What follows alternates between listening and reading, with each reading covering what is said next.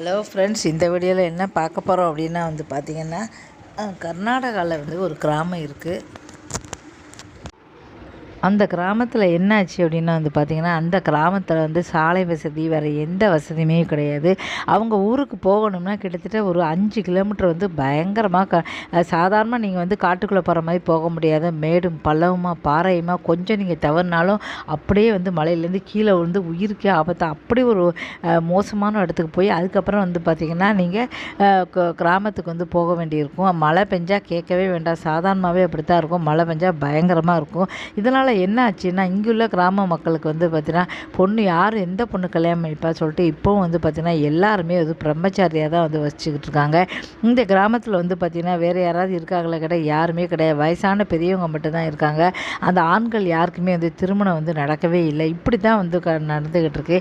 பெண்கள் திருமணம் பண்ணால் பார்த்திங்கன்னா அவங்க வேறு ஊருக்கு போயிடுவாங்க, சரியாயிரும். சரி, அப்போ நீங்கள் ஊரை விட்டு போகலாம் அப்படின்னா அவங்களுக்கு அங்கே சொந்த நிலம் வச்சுருக்காங்க, வீடு வச்சுருக்காங்க. இதை விற்றா தான் போக முடியும். இந்த மாதிரி ஒரு மோசமான இடத்துல யார் வாங்குவாங்க? ஃப்ரீயாக கொடுத்தா கூட யாரும் வாங்க மாட்டாங்க. எந்த சாலை வசதியும் இல்லை, தண்ணி வசதி எதுவுமே இல்லை. அப்படின்னால யாருமே இந்த மாதிரி அடர்ந்த காட்டுக்குள்ளே இருக்க வீடு எங்களுக்கு வேண்டாம், நாங்கள் வாழ முடியாது சொல்லிட்டு இன்றைக்கும் பிரம்மச்சாரியாக தான் அங்குள்ள ஆண்கள் ஃபுல்லாகவே காலத்தை கழிச்சிக்கிட்டு இருக்காங்க. இப்போ இந்த கிராமத்தில் பெண்களே கிடையாது. ரொம்ப சோகமான ஒரு விஷயம். அது மட்டும் இல்லை, வயசானவங்க மட்டும்தான் இருக்காங்க. சரி, இந்த கிராமத்தை விட்டு போங்க அப்படி சொன்னால் அவங்களுடைய சொந்த வீடு நிலத்தை விட்டு எப்படி போவோம்? பிறந்தையிலேருந்து நாங்கள் இங்கே தானே இருக்கோம் அப்படின்னு சொல்லிட்டு அங்கே இருக்காங்க. ஒரு அவசரமாக அந்த உடம்பு சரியில்லை அப்படின்னால தூளி கட்டி கம்பில் வச்சு தான் போகணுமா? கிட்டத்தட்ட 5 கிலோமீட்டர் அப்படி நடந்து போக வேண்டியிருக்கேன். அது எவ்வளோ பெரிய வேதனையான விஷயம். ஒருத்தர் இறங்கி கொஞ்சம் கால் தவறுனாலே அவ்வளோதான், மேலேருந்து கீழே விழ வேண்டியதான். அப்படி இருக்கும்போது தூளி கட்டி தான் கொண்டு போயிட்டு வரணும். திரும்பி வரும்போது அப்படி தான். இந்த மாதிரி ஒரு மோசமான ஒரு சூழ்நிலை தான் அங்கே மக்கள் வாழ்ந்துக்கிட்டு இருக்காங்க. நான் சாலை வசதி இல்லை, எந்த வசதியுமே இல்லை, எங்களுக்கு ரொம்ப கஷ்டமாக இருக்குது அப்படின்னு சொல்லியிருக்காங்க. இதை பார்த்துட்டு எல்லோரும் மச்சப்பள்ளியா அப்படின்னு சொல்லிட்டு அந்த கிராம பேரை கேட்டாலே பார்த்தீங்கன்னா எல்லாருமே அலறி அடித்து ஓடுவாங்க.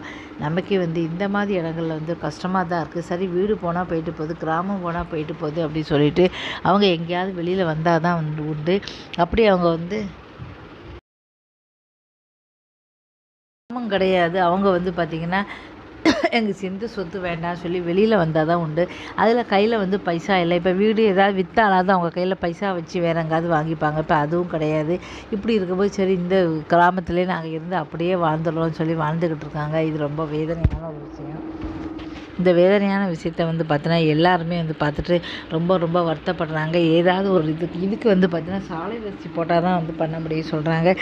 சாலை வசதி போடவே முடியாத அளவு ரொம்ப மோசமாக இருக்குது. மழை பெஞ்சால் கேட்கவே மாட்டான்னு சொன்னாங்க. இதை கேட்க நமக்கே மனசு கஷ்டமாக தான் இருக்குது.